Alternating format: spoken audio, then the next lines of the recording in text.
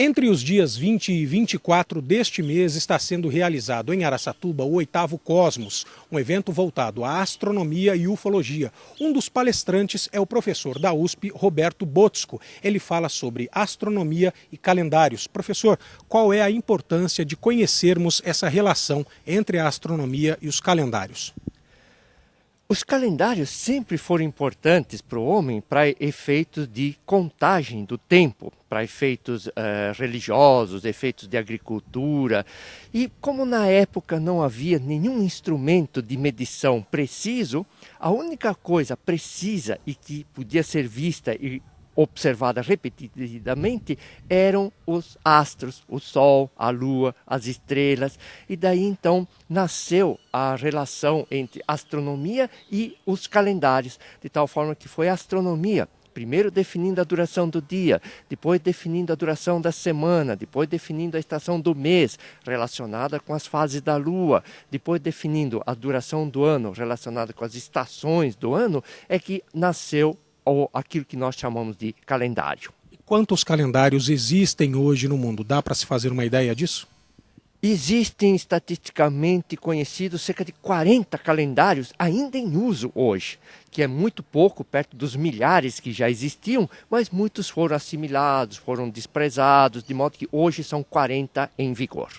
Como é conhecido o nosso calendário e como ele foi concebido?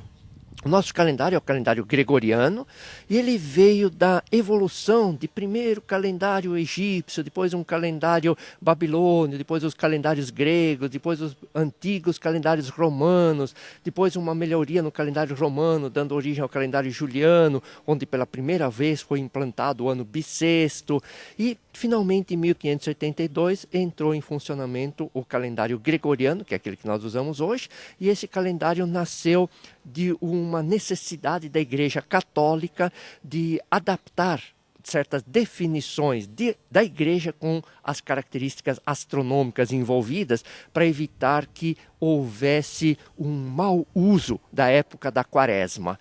E daí então, no dia 4 de outubro de 1582, todo mundo foi dormir e acordou no dia 15 de outubro de 1582. Ou seja, simplesmente a igreja retirou 10 dias a mais que o calendário que tinha sido adotado fazia com que houvesse uma defasagem entre o calendário e as estações do ano. E a partir daí, então, é que entrou o calendário gregoriano com algumas modificações de tal forma que o ano agora não é bissexto de 4 em 4 anos, mas tem algumas regrinhas adicionais. Por exemplo, quando o ano acaba em 00, ele não é bissexto, mas se ele for múltiplo de 400, ele é bissexto. O senhor acredita que ainda possa haver mais modificações no calendário atual utilizado no mundo ocidental? O nosso calendário, mesmo com toda essa complexidade atual, ele é um calendário que dá uma defasagem de um dia a cada 3.300 anos.